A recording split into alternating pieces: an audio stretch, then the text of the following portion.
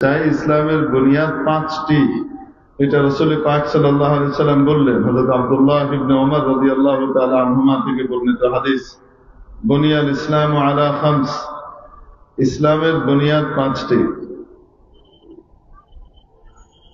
শাহাদাতি আল্লা ইলাহা ইল্লাল্লাহ ওয়া আন্না মুহাম্মাদান রাসূলুল্লাহ ওয়া ইকামিস সালাহ ওয়া ইতাইজ যাকাহ ওয়া সাওমি রমাদান ওয়া হজ্জিল বাইতি মান ইসতাতাআ ইলাইহি সাবিলা।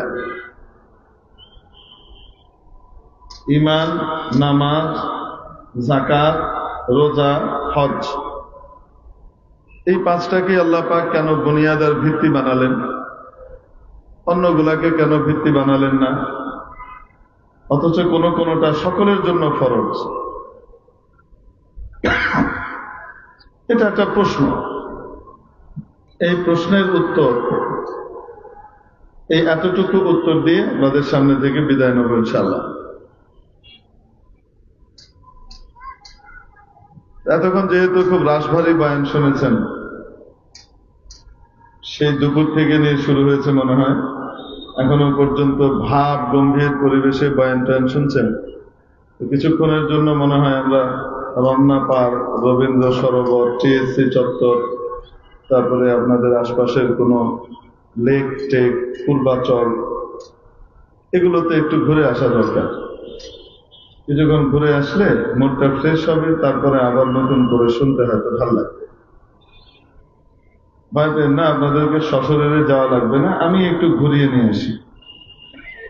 এই সমস্ত অঞ্চলে গেলে দেখা যায় বাংলাদেশটা বড় প্রেমময়, বাংলাদেশটা শুধু ভালোবাসা দিয়েই ভর্তি। মনে হয় যেন প্রেম আর ভালোবাসা দিয়ে গোটা বাংলাদেশটাকেই তৈরি করা হয়েছে। বুনিয়া বাংলাদেশ ও আলাল মাহাব্বাতি ওয়াল প্রেম, এরকমই মনে হয়। দুনিয়াতে যখন একে অপরকে ভালোবাসে না, তখন সে একবারেই কিন্তু ট্রাকের তলায় ঝাঁপ দেয় না, একবারেই কিন্তু একেবারে দিওয়ানা হয়ে পাগল হয়ে যায়, তা কিন্তু না। স্টেপ বাই স্টেপ তার ভালোবাসা উন্নীত হতে থাকে, এক এক স্টেজ পার করতে থাকে, আর তার ভিতরে দেওয়ানাপন, উন্মত্ততা, পাগলামি বাড়তেই থাকে,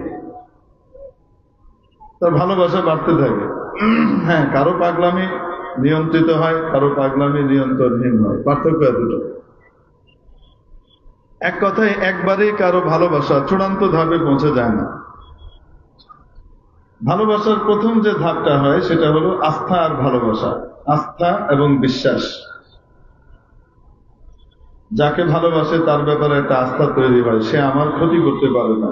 কিভাবে ক্ষতি করবে? সে তো বড় ভালো মানুষ, সে নিজে না খেয়ে রাস্তার নেড়ি কুত্তাকে খাওয়ায়, কোন বিড়ালকে লাথি মারে না, বিড়ালের লেজ ধরে করে ঘুরায় না, বিড়ালকে পেলে আদর করে, মায়া করে। যে মানুষটা পশুদেরকে ওই রকম ভালোবাসে, সে আমার মতো মানুষের কোনো ক্ষতি করতে পারে? হতে পারে না। আস্থা আর বিশ্বাস তৈরি হয়। ভালোবাসার দ্বিতীয় ধাপে যখন উন্নীত হয় আর একটু বাড়ে, তখন কথা বলতে ভালো লাগে।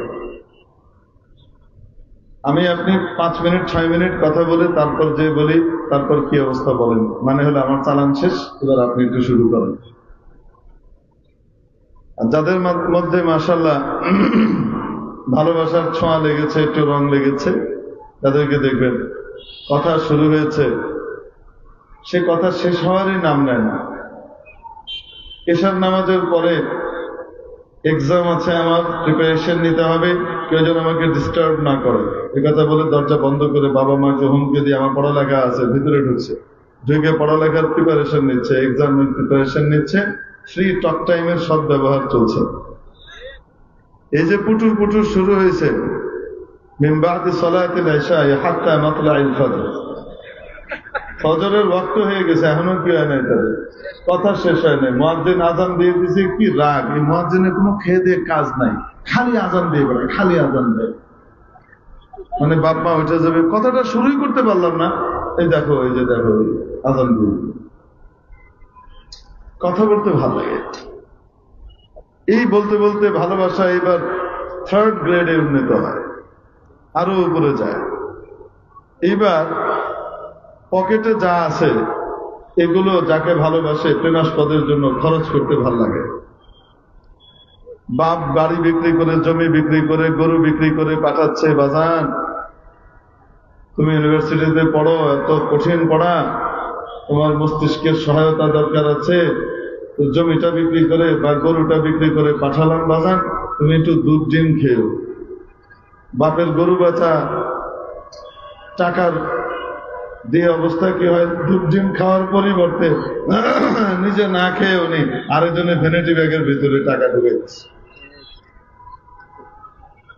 খরচ করতে এত ভালো লাগে, যদি না নেয় তাহলে বিমর্ষ হয়ে যায়, মনটা খারাপ হয়ে যায়, সেদিন আর তার চেহারার দিকে তাকানো যায় না। আর যদি টাকা ধার লাগে আর তার কাছ থেকে টাকা ধার না নিয়ে আরেকজনের কাছ থেকে নেয়, তাহলে তো উপায়ই নেই, তাহলে তো নাওয়া খাওয়াই বন্ধ করে দিবে। তুমি আমাকে ভালোবাসো না, তোমার টাকা লাগবে, তুমি আমারে বলবা, আমি আমার কিডনি বেচে দিব, তুমি কেন আরেকজনের কাছে টাকা চাইলে, তুমি আমাকে ভালোবাসো না। টাকা খরচ করতে ভালো লাগে। ভালোবাসা যখন চতুর্থ ধাপে উন্নীত হয়, তখন মান অভিমানে খাওয়া দাওয়া বন্ধ করে দেয়, একদিন দেড় দিন খায় না, তারপরে আবার বন্ধুকে দিয়ে খবর পাঠায়, যে বলিস যে আমি যে না খেয়ে আছি।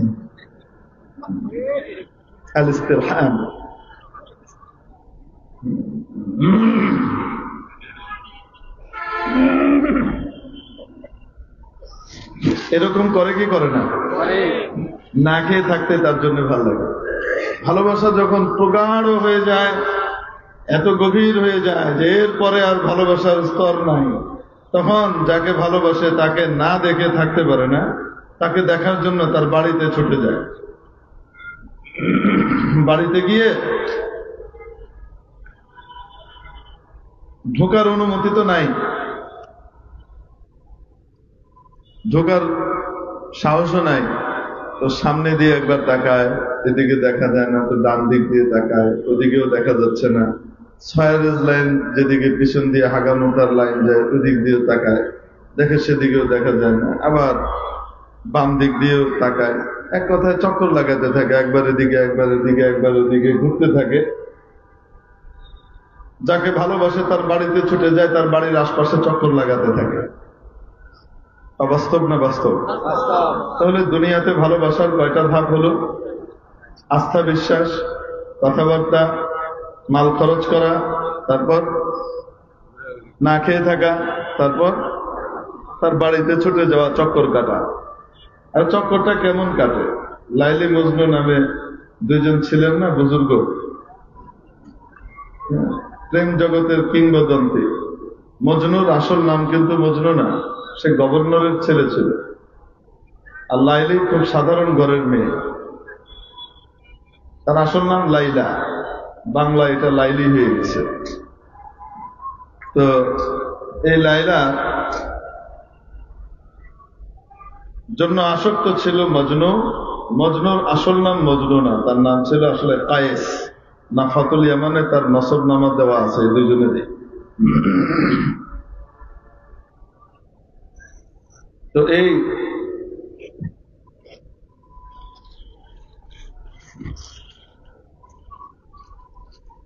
মজনু যেহেতু তার জন্য দিওয়ানা হয়ে গেছিল, একদম পাগল হয়ে গেছিল, আরবিতে পাগলকে মজনুন বলে, সেজন্য তার নামই পড়ে গেছে, আসল নাম ঢাকা পড়ে গেছে, আর তার পাগলামি মার্কা সিফতি নাম প্রাধান্য পেয়েছে, তার নাম হয়ে গেছে এখন কি মজনু। মজনুন থেকে মজনু। এ কেমন পাগলামি করত, একবার এই দেয়ালে চুমু দেয়, একবার ওই দেয়ালে চুমু দেয়, একবার ওই দেয়ালে চুমু দেয়, এদিক ওদিক ঘুরে চক্কর কাটে। মানুষ বলে তুমি কি পাগল মজনু, এগুলো কি করো তুমি? একজন শিক্ষিত মানুষ, সম্ভ্রান্ত বংশের মানুষ, তুমি করছো কি এগুলা? এখানে ওখানে চুমু দিয়ে বেড়াচ্ছ। তো সে বলে আমুরু আলা দিয়ারি দিয়ারি লাইলা উকাব্বিলু যাল জিদারা ওয়া যাল জিদারা ওয়া মা হুব্বুদ দিয়ারি শাগাফনা কলবি ওয়ালাকিন হুব্বা মান সাকানাদ দিয়ারা। আমি এদিকে ওদিকে ঘুরি, লায়লার বাড়ির আশপাশে চক্কর কাটি, এই দেয়ালে চুমু খাই, ওই দেয়ালে চুম্বন এঁকে দিই। এমনি না, দেয়াল আমাকে পাগল করে নাই, দেয়ালের ভেতরে যে বসবাস করে সেই লায়লার আসক্তির কারণে আমি দেয়ালকেও ভালোবাসি। পাগলে একদিন করছে কি, কুত্তা একটারে ধইরা কুত্তার ঠ্যাঙের ভিতরে চুমু একটা দিয়েছে, কঠিন এক, মানে কি জানি কয়, ডিপ কিস না, খুব গভীর চুম্বন একটা দিছে গায়ে, কুত্তার ঠ্যাঙে। আরে কুত্তার গায়ে যদি দিত, মার্কিনীরা দেয় মুহে টুহে এরম কিরে দিয়ে, এরা স্বামীরে বউরে চুমা দেওয়ার সময় নেই, কুত্তারে চুমায় বেড়ায় এরা। অদ্ভুত। যাই হোক, তা তো না, কুকুর একটা নেড়ি কুত্তা ওটার পায়ে ধরে দিছে চুমা। মানুষকে পাগল, এটা কোনো কাজ করলে তুই প্রশ্ন করছে মানুষ, সেটার উত্তরও দিছে, বড় অদ্ভুত উত্তর। পায়ে সকবো সিদা মজনু খালতে পুরসি দিছে বুদ, পায়ে সকবো সিদা মজনু খালতে পুরসি দিছে বুদ, গুফতে ইসক গাহে গাহে কোহে লাইলা রাস্তবু। মানুষ জিজ্ঞেস করলো, এটা কি কাজ করলে রে পাগল? সে বলে, আমি পাগল না, তোরা পাগল, তোদের চোখ নাই, তুই জানিস না এটা সাধারণ কুকুর না। আমার লায়লা যেই গলিতে থাকে, যেই গলিতে হাঁটা চলা করে, তার পা যেই গলিতে পড়ে, সেই মাটির উপর দিয়ে মাঝে মাঝে এই কুত্তা যাওয়া আসা করে, হাঁটা চলা করে, তাই এই কুত্তার পায়ের সাথেও আমার মহব্বত হয়ে গেছে। মহব্বত যখন হয় তখন তার বাড়িতে ছুটে যায়, পাগল হয়ে যায়। বুঝলেন না? মনে হয় মহব্বতের কয়টা ধাপ হলো? রবীন্দ্র সরোবর, 32 নম্বর, লেক পার্ক, বিভিন্ন জায়গা, গার্ডেন শেষ হয়েছে তো, ঘোরাঘুরি শেষ হয়েছে না একটু? এখন আসেন আবার মাহফিলে আসে। রব্বুল আলামিন আমার আপনার সাথে কেমন সম্পর্ক চান? শুধুমাত্র প্রভুত্ব এবং দাসত্বের যে সম্পর্ক হয় মনিব এবং তার বাঁদিয়ার গোলামের মধ্যে, শুধু প্রভুত্ব আর দাসত্বের সম্পর্ক কামনা করেন তা নয়, তার চেয়ে অনেক অনেক অনেক উপরে উঠে ভালোবাসা, মহব্বত এবং মাওয়াদ্দাতের সম্পর্ক কামনা করেন। এজন্য রব্বুল আলামিন ইসলামের বুনিয়াদ আর ভিত হিসেবে এমন কয়েকটি বিধানকে বাছাই করে এনে এমন কিছু বিধানকে ইসলামের ভিত সাব্যস্ত করে দিলেন, যে বিধানগুলো এক একটা ভালোবাসার 5 ধাপের প্রতিটি ধাপের প্রতিনিধিত্ব করে। ভালোবাসার প্রথম ধাপ ছিল দুনিয়ার আস্থা আর বিশ্বাস। রব্বুল আলামিন দিয়ে দিলেন ঈমান। ঈমান কি জিনিস? আমানতু বিল্লাহি কামা হুয়া বিআসমাইহি ওয়া সিফাতিহি। ঈমান আনলাম আমি এক আল্লাহর উপরে, তিনি যেমন আছেন তেমন তার সমস্ত নাম এবং গুণাবলীগুলো সহকারে। 2 ওয়া কাবিলতু জামিআ আহকামিহি ওয়া আরকানিহি। আর তার যত বিধিবিধান আছে সবগুলাকে আমি মনে প্রাণে স্বীকার করে নিলাম, এগুলা আমাদের কল্যাণের জন্য দিয়েছেন, এগুলা বাস্তবধর্মী, সঠিক, সত্য। আমার আল্লাহ আমার অকল্যাণের জন্য কোনো বিধান দিতে পারেন না। এই বিধানের মর্ম এবং তত্ত্ব গোটা পৃথিবীর মানুষ বুঝতে পারুক আর না পারুক, আমার মাওলা যে বিধান দিয়েছেন সেটা আমাদের কল্যাণের জন্য দিয়েছেন। ওটা না মানলেই অকল্যাণ, মানলে হলো কল্যাণ। প্রতিটি বিধানের ব্যাপারে এই আস্থা আর বিশ্বাস মনের ভিতরে তৈরি হওয়ার নাম হলো ঈমান। যদি গোটা পৃথিবী আল্লাহর দেওয়া কোনো বিধানের বিরোধিতা করে, যুক্তি দিয়ে প্রমাণ করলো, আমার বিশ্বাস হবে তাদের সকলের যুক্তি ভুল, বুদ্ধি ভুল, আমার মাবুদ যা বলেছেন এটাই ঠিক। এই আস্থা আর বিশ্বাসের নাম ঈমান। ভালোবাসা যখন দ্বিতীয় ধাপে উন্নীত হয় তখন কথা বলতে ভাল লাগে, মাবুদ দিয়ে দিলেন নামাজ। নবীজি সাল্লাল্লাহু আলাইহি ওয়াসাল্লামকে বিরল সৌভাগ্য এবং সম্মান দিয়ে মাবুদ ঘোষিত করলেন। ডেকে নিলেন আরশে আজিমে। প্রথম আসমান, দ্বিতীয় আসমান, তৃতীয় আসমান, চতুর্থ আসমান, পঞ্চম আসমান, ষষ্ঠ আসমান, সপ্তম আসমান, সব পার করে সিদরাতুল মুনতাহা পার করে জাহান্নামও দেখিয়েছেন মাঝে, এরপরে জান্নাত পার করে আরশে আজিমে ডেকে নিয়ে গেলেন। ইতিপূর্বে আর কাউকে না কোনোদিন ডেকেছেন, না আর কোনোদিন ডাকবেন। ইনি প্রথম, ইনি শেষ। আরশে আজিমে কোন মাখলুক এবং কোন সৃষ্টি পৌঁছে যাওয়া এই প্রথম, এই শেষ, আর কেউ কোনোদিন যায়নি, আর কোনোদিন যাবেও। মাবুদ ডেকে নিলেন আমার পেয়ারা হাবিব নবীজি মুহাম্মদুর রাসূলুল্লাহ সাল্লাল্লাহু আলাইহি ওয়াসাল্লামকে। এত কাছাকাছি বসে কথা বললেন তারা, এত কাছাকাছি হয়ে গেলেন। কানা কাবা কাউসাইনি আও আদনা, এর চেয়ে কাছে আর হওয়া সম্ভব না। কথাবার্তা হলো, চলে আসছেন যখন, ওখানে গিয়ে উম্মতকে ভুললেন না। ইয়া আল্লাহ, আমার তো মেরাজ হলো, আপনার সাথে কথা বলার কি স্বাদ, সারা পৃথিবীর সব স্বাদ একত্রিত করলেও, হাজার কোটি দিয়ে গুণ দিলেও আপনার সাথে সামান্য কথা বলার স্বাদের সমতুল্য হয় না। হে আল্লাহ, আমার তো মেরাজ হলো, আমার উম্মতের জন্য কোনো ব্যবস্থা করা যায় না, তারাও একটু যদি আপনার সাথে কথা বলতে পারে। আল্লাহ পাক দিলেন, আচ্ছা তাই, ঠিক আছে, যান। আপনি তো আমার সাথে একবার মেরাজ করলেন, কথা হলো আপনার উম্মতকে দৈনিক 50 বার মেরাজের ব্যবস্থা করে দিচ্ছি। 50 ওয়াক্ত নামাজ নিয়ে যান। কয় ওয়াক্ত নামাজ দিচ্ছেন? 50 ওয়াক্ত নামাজ দিলেন, নিয়ে যান। যান আপনার উম্মতকে দেন, যতবার নামাজে দাঁড়াবে আমার সাথে তাদের কথাবার্তা চলবে। যতবার নামাজে দাঁড়াবে কথাবার্তা চলতেই থাকবে। কান নষ্ট হয়ে যাওয়ার কারণে শুনতে পাই না। দিলের কান যদি ভালো থাকতো, মাওলার কথাবার্তা গুলো শুনতে পেতাম। কি উত্তর উনি দেন? হাদিসে পাকে নবীজি মুহাম্মদুর রাসূলুল্লাহ সাল্লাল্লাহু আলাইহি ওয়াসাল্লাম ইরশাদ করেন, যখন বান্দা নামাজের মধ্যে পড়ে আলহামদুলিল্লাহি রাব্বিল আলামিন, মাবুদ সাথে সাথে উত্তর দেন হামিদানি আবদি। বান্দা যখন পড়ে যাবতীয় প্রশংসা মহাবিশ্বের প্রতিপালক একমাত্র আল্লাহর জন্য প্রযোজ্য, মাওলার সাথে সাথে উত্তর দেন আমার বান্দা আমার প্রশংসা করেছে।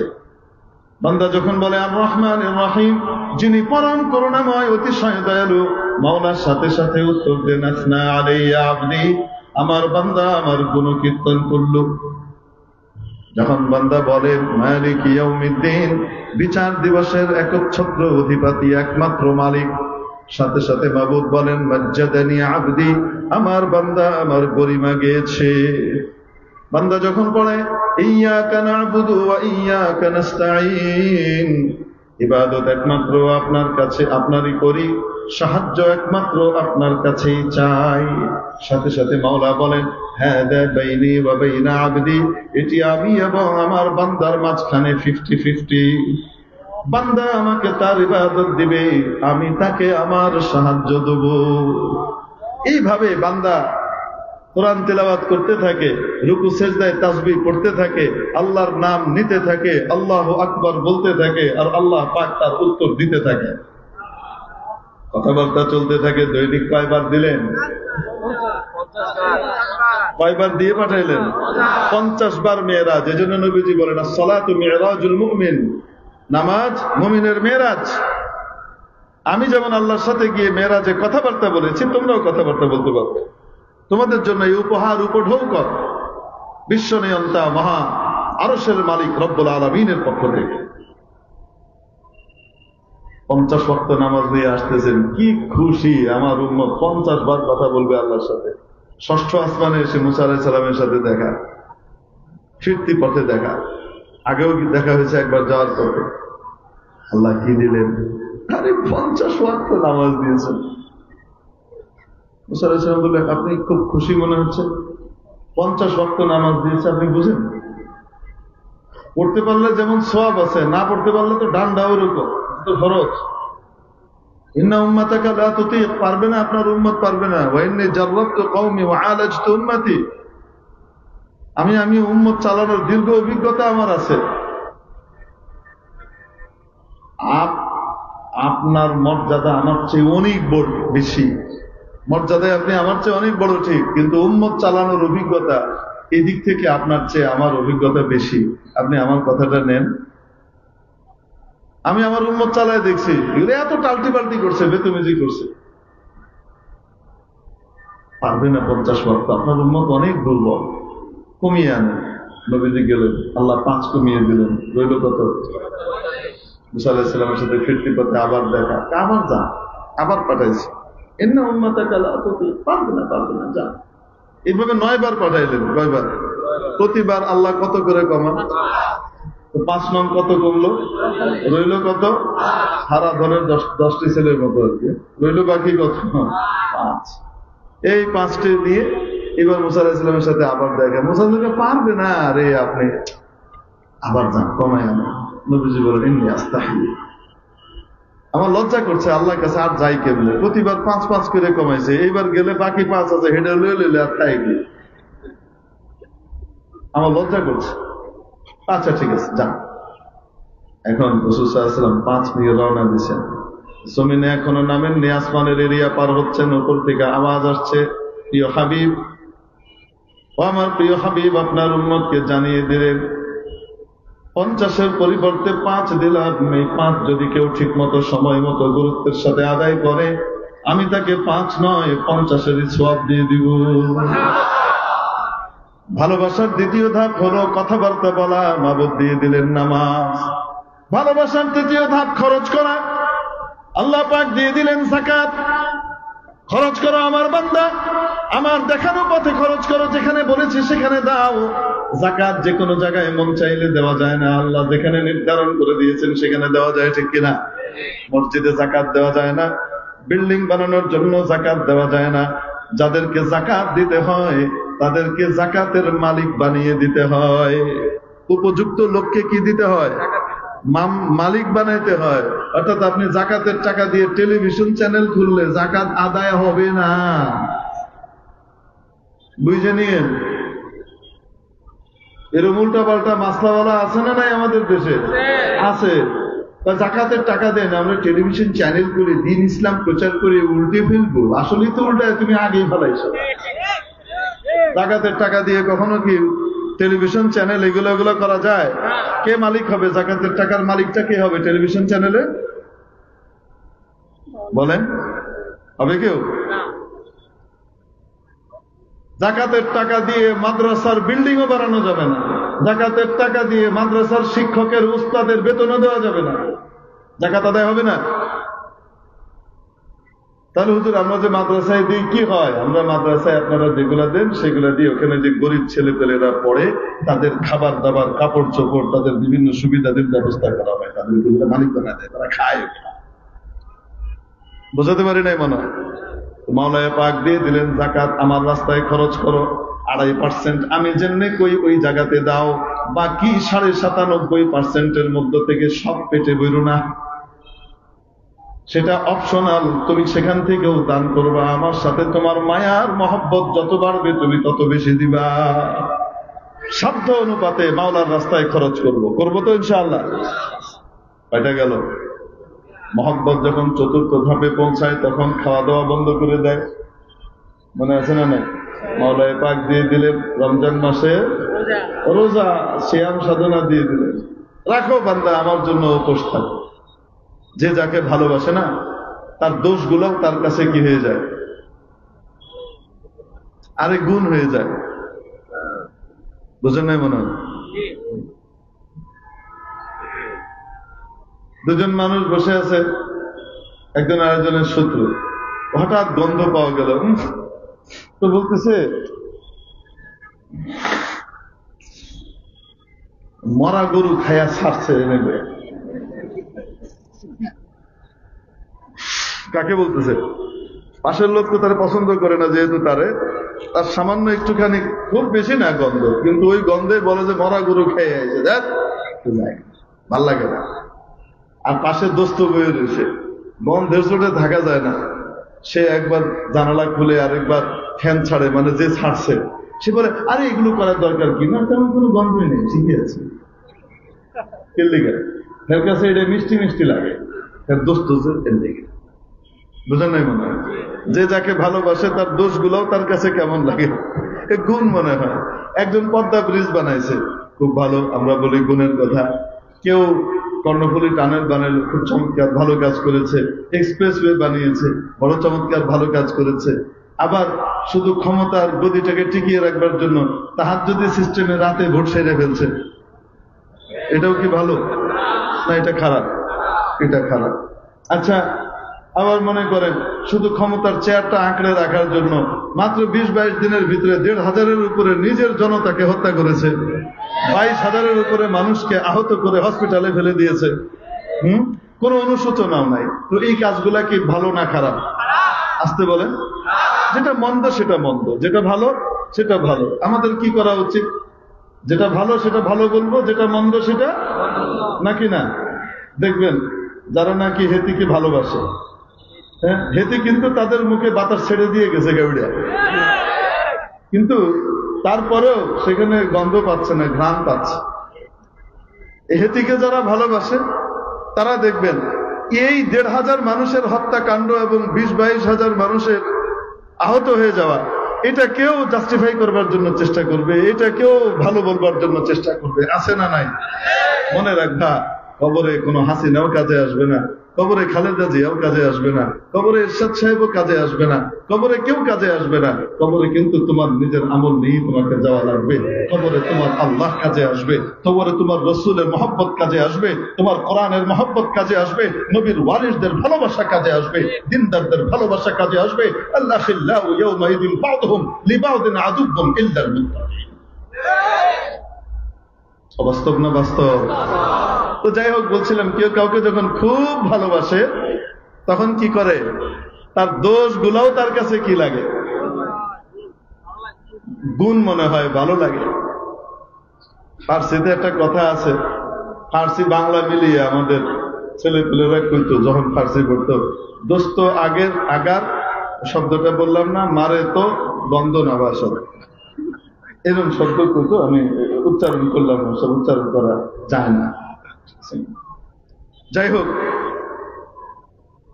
মেরে মুহতারাম দোস্ত, যখন মানুষ রোজা রাখে, দুপুর পার হয়, পেটটা খালি, খালি স্টমাকের কারণে কথা বললে মুখ থেকে এক ধরনের গন্ধ বের হয়, তাই কিনা? এজন্য সচেতন মানুষ কি করে, একটু দূরে থেকে কথা বলে যেন সামনের ভাইয়ের কষ্ট না হয় আমার পেটের মুখের গন্ধ দিয়ে। এই গন্ধটা মুখের গন্ধ নয়, এটা রোজা রাখার কারণে খালি স্টমাক থাকার গন্ধ, ঠিক কিনা? মুখ থেকে যে দুর্গন্ধটা বের হয় এটা তো দুর্গন্ধ, কিন্তু রব্বুল আলামিনের সাথে এই বান্দার ভালোবাসা এত প্রগাঢ়, এত গভীর হয়ে যায়। নবীজি সাল্লাল্লাহু আলাইহি সাল্লাম বলেন, লাখালুফু ফামিস সাইমি আতয়াবু ইনদাল্লাহি মিন রিহিল মিস্ক।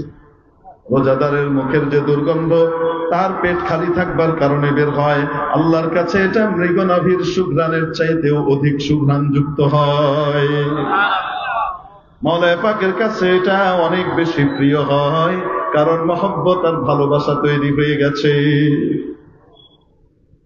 রোজার কারণে মানুষের সাথে মাওলার মহব্বত এমন হয়, মাবুদ বলেন, আস-সাওমু লি ওয়া আনা আজজি বিহি, রোজা একমাত্র আমার জন্য হয়, রোজার বিনিময় আমি আল্লাহ নিজে দিই।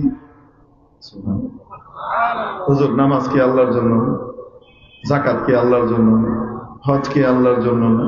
শুধু রোজাটাই আল্লাহর জন্য, এটা কি বললেন? আল্লাহ পাক বলেন যে রোজা আমার জন্য, তার মানে কি অন্যগুলা কি অন্য কারোর জন্য? একটু পার্থক্য আছে, সেটা কি?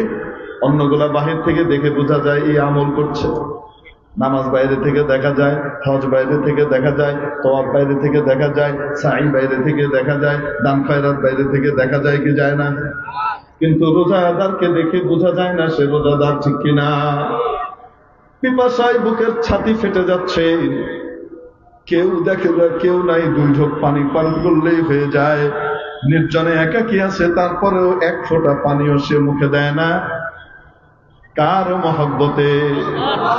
এটাই মাবুদ বলে না, সাওমুলি, রোজা শুধু আমার জন্য হয়, ওয়া আনা আজজি বিহি, রোজার বিনিময় আমি আল্লাহ নিজে তাকে দিব। অর্থাৎ সমস্ত আমলের বিনিময় আল্লাহ পাক ফয়সালা করবেন, ফেরেশতারা বুঝিয়ে দিবেন, আর রোজার বিনিময় আল্লাহ নিজে দিবেন। সুবহানাল্লাহ। রোজার বিনিময় কে দিবেন?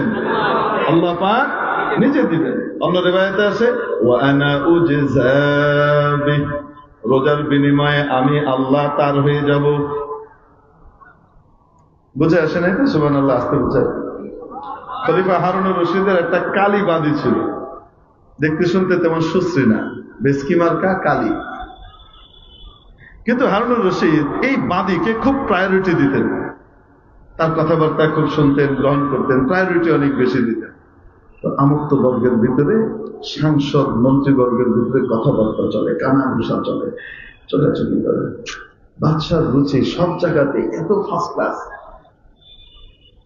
আনপ্যারালাল রুচি, এত সুন্দর রুচি সবকিছুতে। এই জায়গাতে এসে রুচিটা হুঁচট খেলো কেমন?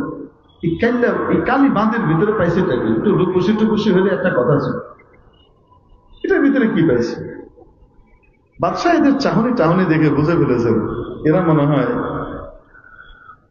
এই বিষয়টা নিয়ে একটু আলোচনা সমালোচনা করে।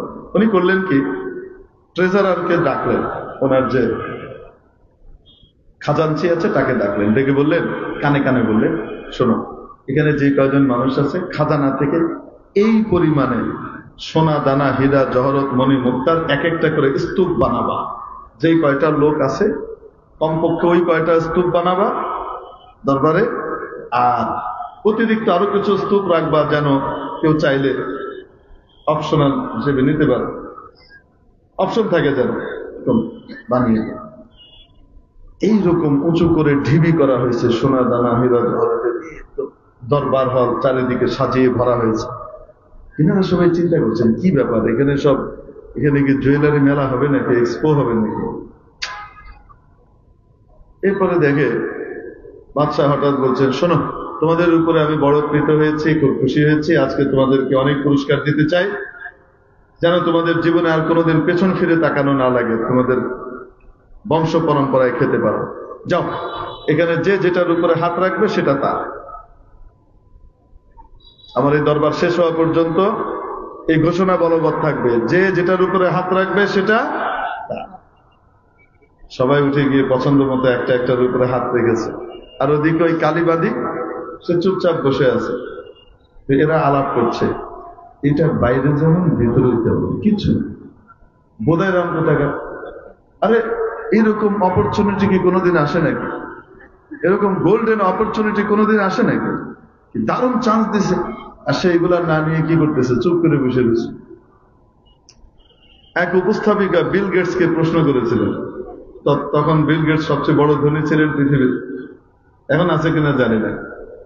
আপনি পৃথিবীর সবচেয়ে বড় ধনী কিভাবে হলেন? প্রশ্ন। তো উনি তার এই প্রশ্নে এত খুশি হয়েছেন, উনি ওনার ওয়ালেটের ভিতর থেকে একটা চেক বের করছেন।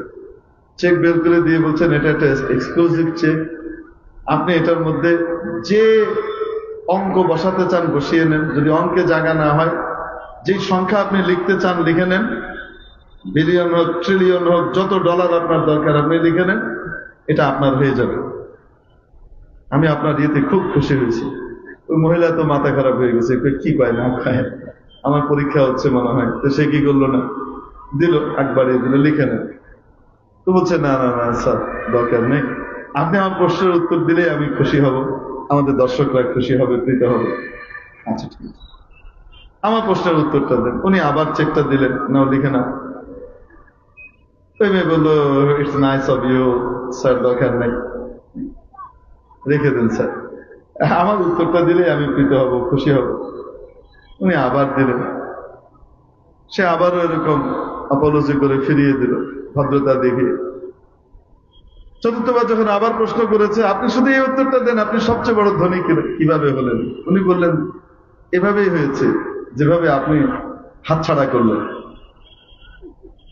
আপনাকে আমি তিনবার পৃথিবীর অন্যতম সেরা ধনী হবার অপরচুনিটি দিয়েছি, আপনি একটা বারও কাজে লাগাতে পারেন না।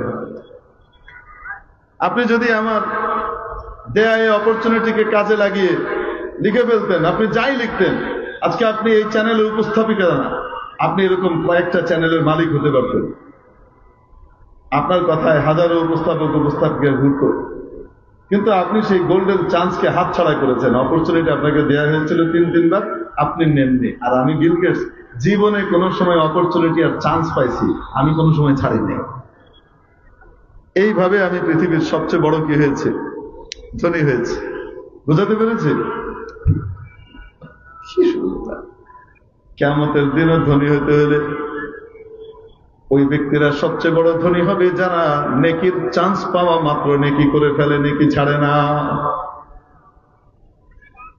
নেকি যত ছোটই হোক ছাড়বো না, গুনাহ যত ছোটই হোক করবো না, এই নীতিতে যারা চলে তারা কিয়ামতের দিন সেরা ধনীতে পরিণত হবে। তো এখন ওই যে মন্ত্রীরা আলোচনা করতেছে নিজেরা, এই বান্দি এটা বাইরেও কালা ভিতরেও কালা, বুঝ বুদ্ধি কিচ্ছু নাই, এরকম চান্স কেউ হাতছাড়া করে? তো বাদশা বলছে নাই, তুমি কিছু নিলে না? তো সে পাল্টা প্রশ্ন করে, আমিরুল মুমিনিন আমাকে একটু বলেন, আপনি যে ওয়াদা করেছিলেন, প্রতিশ্রুতি দিয়েছিলেন, সেটা কি সঠিক? সঠিক মানে কোন প্রতিশ্রুতি? এই যে যেটার উপরে হাত রাখবে সেটা তার? হ্যাঁ অবশ্যই, এই দরবার শেষ হওয়ার আগে আগে যে যেটার উপরে হাত রাখবে সেটা তার, অবশ্যই সঠিক।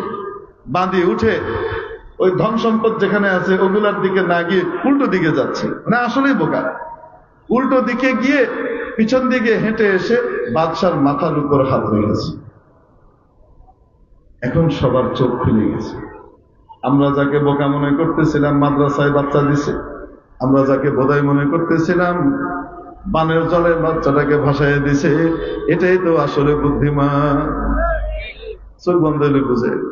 এখন সবার চোখ খুলে গেল, হায় রে, আমরা তো বাদশার খাজানার কোটি ভাগের 1 ভাগ করে অল্প কিছু পেয়েছি, আর এই বাঁধি বাদশার মাথায় হাত রেখে বাদশাকে নিয়ে নিয়েছে।